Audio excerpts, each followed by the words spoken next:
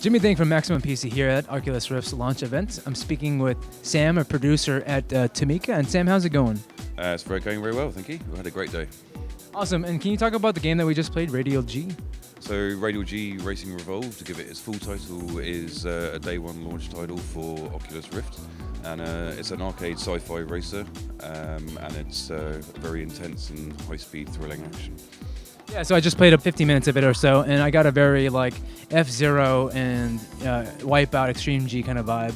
Were you guys heavily inspired by those games? Very much so. Extreme G, F-Zero, Wipeout. We wanted to recreate the whole complete package of game, music and art that Wipeout did for PlayStation when that launched. We wanted to do that for VR when that launches.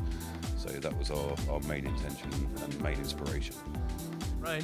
When I was playing the game, obviously you're riding these like futuristic hover cars and you're going across like, these tubes. Can you talk about how you guys, came up with the level designs and things like that? And was it a challenge to avoid motion sickness? Because it is a very fast game. We came up with the idea of tubes straight away. There is that one level in F-Zero GX that does have tubes, so that was kind of an idea, and we thought, how far could we take that? So we started off with a very, very simple tube, and then we were able to start adding the background furniture of the space environment. But we've always kept comfort and reducing motion sickness down to as our key goal with the game, because with VR, if you don't enjoy the experience, if you don't feel comfortable in the experience, then you're not going to carry on playing with VR. So we've done a lot of things to specifically reduce nausea, so we can be high speed and it is intense. And we do have an intensive rating, but I think if we didn't, then we would have failed in our overall aspirations. But part of it just comes naturally from being seated with the cockpit. But then we have the bar that hangs down in the cockpit. That's kind of our secret sauce. Your brain subconsciously latches onto that, and it helps ground you within the cockpit. And then similarly, when you sped up, when you hit the slowdown gates, we have the effect over the cockpit visor.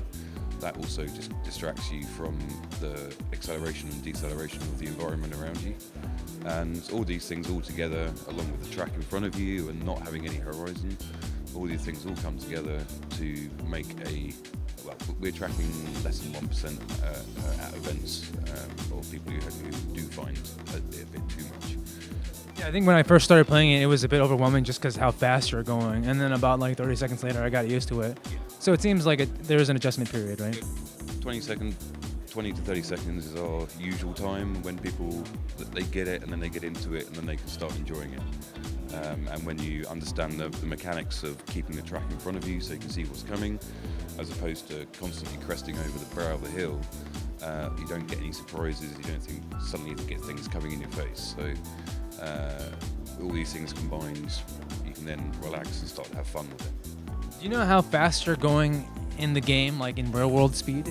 There is a speedometer, and in the highest, we have 3 speed classes, but the highest speed class you break Mach 1.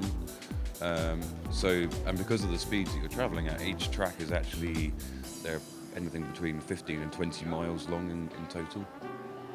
I appreciate that you use the miles. I don't know what that is in kilometers, sorry. Oh, okay, gotcha. Will you guys support racing wheels as well, or is it mostly just Xbox controller? We are mostly gamepad orientated. I know that people do have, they have used it with racing wheels, but we do have a steering sensitivity in the control options. And it's just a case of working to make sure that we can adjust the dead zone. Cool, and then a final question, price and release date? We're a day one launch title for Oculus Rift. So March 28th. March 28th, yeah. And we're $24.99. Awesome. For more information on the Oculus Rift, check out MaximumPC.com.